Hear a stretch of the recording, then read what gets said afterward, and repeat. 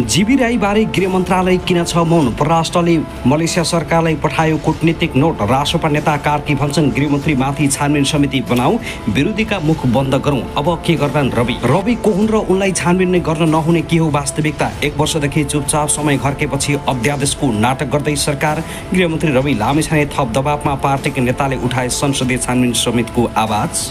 इलाम क्षेत्रमा 2 उपनिर्वाचन, शीर्ष नेता मन्त्री र तथा सांसदहरूको लड्को। रासपा नेता कार्कीले रविलाई भने जस्तो कोसीमा जाँचिनु पर्ने हो, जाँचिन तयार हौँ, तर यो कुरा सकिदिनु पर्यो। धेरै विवाद भयो।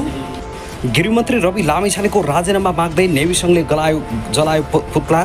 थपेको थपे ऋणमाथि ऋण पुग्यो 23 खर्ब 86 अर्ब नेपालको ऋण। रवि लामिछानेको प्रश्न, जीवी राईका सबै ठेक्का मैले लिन्छु बदमासीका। इलाम क्षेत्रमा 2 को कमान्डर केपी शर्मा ओलीलाई तोकियो एमालेबाट। सुदूरपश्चिममा फेरि लफडा, यसका सोडारीलाई नेकपा एमाले विश्वासको मत नदिने। नेपाली सेनाको हिमाल सफाई टोली लाम्चेबाट अगाडि बढ्यो। माधव कुमार नेपालको अडानमा प्रचण्ड र ओलीको युटर्न, जोगियो सत्ता गठबन्धन। नेकपा यसका साङ्गठनिक प्रगति विवरण केन्द्रलाई बुझाउँदै सुदूरपश्चिममा फेरि खटपट सुरु। दीर्घ सोडारीको विकल्प खोज्न नेकपा एमाले थाल्यो अर्को।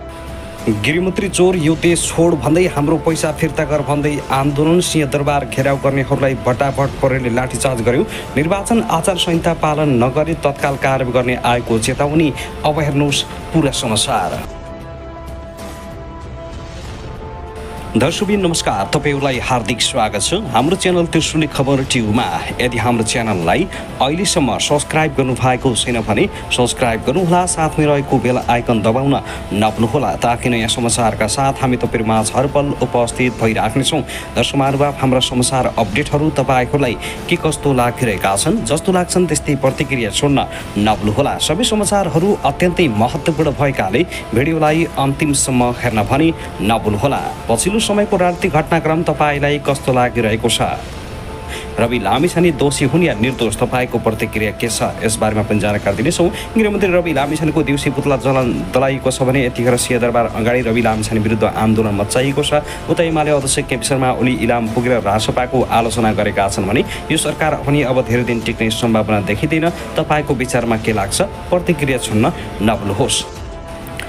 दर्शक महानुभाव, आउनुहोस् अब पहिलो तथा विशेष खबरतर्फ लागौँ। सुदूरपश्चिम सरकार गठनको विषयले सत्ता गठबन्धनमा निम्तिएको सङ्कट तत्कालका लागि टरेको छ। एकीकृत समाजवादीका अध्यक्ष माधव कुमार नेपालले आफ्नो दललाई मुख्यमन्त्री नदिए गठबन्धनै छोड्ने सम्मको चेतावनी दिएपछि प्रधानमन्त्री पुष्पकमल दाहाल प्रचण्ड र एमाले अध्यक्ष केपी शर्मा ओली युटर्न भएका छन्। सुदूरपश्चिममा ओली र दाहालले नागरिक उन्मुक्ति पार्टीलाई मुख्यमन्त्री दिने वचनबाट पछाडि हटेका हुन्। एकीकृत समाजवादीले मुख्यमन्त्री पाउने भएपछि सत्ता गठबन्धनमा देखिएको सङ्कट कालका लागि हटेको हो। गठबन्धनमा पहिले भएको समझदारी विपरीत एमाले अध्यक्ष ओलीले सुदूरपश्चिमको मुख्यमन्त्री नागरिक उन्मुक्ति पार्टीलाई दिन दबाब दिएपछि प्रधानमन्त्री पुष्पकमल दाहाल प्रचण्डले पनि सहमति दिएका थिए। सुदूरपश्चिममा एमाले र माओवादी केन्द्रको समर्थनमा उन्मुक्तिका अध्यक्ष रञ्जिता चौधरी पक्षधर कैलाश चौधरीले मुख्यमन्त्रीमा दाबी पेश गरेका थिए, तर सहमति अनुसार मुख्यमन्त्री नपाउने भएपछि एकीकृत समाजवादीले नागरिक उन्मुक्ति पार्टीकै संरक्षक रेशमलाल चौधरी पक्षधर र लक्ष्मण किशोर चौधरीलाई मुख्यमन्त्रीमा अगाडि सारेर काङ्ग्रेससँग वैकल्पिक गठबन्धन बनाएका थिए। जबकि समाजवादी पछि नहटेको अवस्थामा वैकल्पिक गठबन्धनकै सरकार बन्ने सम्भावना समेत देखिएको थियो। सत्ता गठबन्धन केन्द्रको निर्माण बमोजिम नै सुदूरपश्चिमका प्रदेश प्रमुख नजिर मियाले पुनः मुख्यमन्त्रीमा दाबी पेश गर्ने समय तोकेका छन्। पहिले परेको दाबी खारिज गर्दै नयाँ आह्वान भएपछि उनको कदमलाई लिएर नेपाली काङ्ग्रेसले भने कानुनी प्रश्न उठाएको छ। नेपाली काङ्ग्रेसले नागरिक उन्मुक्ति पार्टीको एउटा पक्ष र एकीकृत समाजवादीलाई साथ लिएर वैकल्पिक गठबन्धनको सरकार बनाउने प्रयास गरेको थियो। काङ्ग्रेस संसदीय दलका नेता कमल बहादुर शाहले बहुमतका आधारमा आफूहरूले समर्थन गरेको सांसद लक्ष्मण किशोर चौधरीलाई मुख्यमन्त्री नियुक्ति गरिनुपर्ने भए पनि प्रदेश प्रमुखले कानुन विपरीत कदम चालेको आरोप लगाएका छन्। तर एकीकृत समाजवादीले गठबन्धन छोड्दा त्यसको प्रभाव अन्य प्रदेशहरू र केन्द्र सरकारमा समेत पर्ने भएकाले प्रधानमन्त्री दाहाल र ओली झस्किएका छन्। सुदूरपश्चिममा सरकारको नेतृत्व नपाई गठबन्धन छोड्ने चेतावनी दिएपछि मंगलबार बिहान प्रधानमन्त्री प्रचण्डले एकीकृत समाजवादीका वरिष्ठ नेता झलनाथ खनालसँग छलफलपछि समाधान निकालेका थिए। यता सत्ता गठबन्धनकै कारण सुदूरपश्चिमबाट उदय भएको नागरिक उन्मुक्ति पार्टीमा विवाद चर्किएको छ। उन्मुक्ति अध्यक्ष चौधरी वर्तमान गठबन्धनकै सामेल हुन तयार छिन् भने संरक्षक रेशमलाल चौधरी तत्काल सत्तामा जान नहुने पक्षमा उभिएका छन्। दर्शक महानुभाव, त्यसगरी सहकारी ठगी प्रकरणमा फरार जितेन्द्र बाबु राई अहिले सरकारको टाउको देखाइको विषय बनेका छन्। नियोजित रूपमा सरकारी खोलेर बचतकर्ताको अर्बौं रकम अपचलन गरी फरार रहेका जीवी राई अहिले मलेसियामा रहेको धेरैको आकलन छ। गोर्खा मिडियाका अध्यक्ष समेत रहेका जीवीसँग यसअघि राष्ट्रिय स्वतन्त्र पार्टीका सभापति समेत रहेका उपप्रधान एवं गृहमन्त्री रवि लामिछानेको पनि व्यावसायिक सहकार्य भएको थियो। जीवी अध्यक्ष रहेको गोर्खा मिडियामा रवि सञ्चालक र शेयर धनी समेत थिए। सहकारी ठगी प्रकरणमा फरार अभियुक्त जीवी पक्राउ नपर्दा लाखौं बचतकर्ताको रकम फिर्ता हुनेमा आशंका उब्जिएको छ। साथै देशको गृह प्रशासनको नेतृत्व सम्हालिरहेका गृहमन्त्री लामिछाने समेत बदनाम भएका छन्। यतिसम्म कि सहकारी पीडितहरूले जीवी राई कहाँ छ, रवि दाइलाई थाहा छ भनेर सडकमा नारा लगाउन थालिसके। सर्वत्र आलोचना हुँदा पनि जीवी राईबारे गृहमन्त्री मौन छन्। प्रतिपक्षमा रहँदा जीवी राईलाई पक्राउ गर्न नसकेको भनेर रविले संसदमा आक्रोशपूर्ण अभिव्यक्ति दिएका थिए। त्यही अभिव्यक्ति गृहमन्त्रीको पदमा पुग्दा लामिछानेलाई गल्पासो बनेको छ। लोकतान्त्रिक पद्धति अवलम्बन गर्ने संसारभरका देशमा स्वार्थको द्वन्द्व हुने जिम्मेवारीमा कसैलाई पठाइदिन देशको सबैभन्दा महत्त्वपूर्ण मानिने गृह मन्त्रालयमा स्वार्थको द्वन्द्व हावी भएको प्रश्नसँग देख्न सकिन्छ। प्रतिनिधि सभा अन्तर्गतको राज्य व्यवस्था तथा सुशासन समितिमा गृह मन्त्रालय मार्फत रहेको नेपाल प्रहरीका प्रमुख वसन्त कुँवरले समेत गृहमन्त्री लामिछानेको बचाउ गरे। आफूलाई नेपाली काङ्ग्रेसले प्रधानमन्त्रीको अफर गरेको दावी गर्ने लामिछानेले अन्ततः गृह मन्त्रालय नै रोजे। आफूले गरेको अपराध कर्मको ढाकछोकका लागि उनले स्वार्थको द्वन्द्व बाँझिने मन्त्रालय रोजेको धेरैको बुझाइ छ। अन्तर्राष्ट्रिय प्रहरी सङ्गठन इन्टरपोलबाट जीवी राई विरुद्ध रेड कर्नर नोटिस जारी भइसकेको छ, तर पनि उनी आजसम्म पक्राउ परेका छैनन्। जीवी राई पक्राउ परे गृहमन्त्री लामिछानेको सहकारी काण्ड छताछुल्ल हुने धेरैको बुझाइ छ। गृह मन्त्रालय जीवी राईको बारेमा मौन बस्नुको पनि आशंकामा जलमल पुर्याएको छ। जीवीबारे गृह मौन रहँदा प्रहरी प्रधान कार्यालयको अनुरोधमा परराष्ट्र मन्त्रालयले मलेसियन सरकारलाई कूटनीतिक नोट पठाएको छ।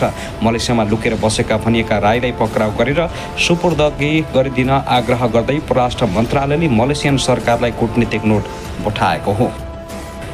दर्शक महानुभाव, त्यसगरी नेकपा एमाले इलाम क्षेत्र नम्बर 2 को आसन उपनिर्वाचनलाई लक्षित गरी आज चुनावी सभा आयोजना गरेको छ। सभालाई एमाले अध्यक्ष केपी शर्मा ओली सहितका शीर्ष नेताले सम्बोधन गर्ने भएका छन्।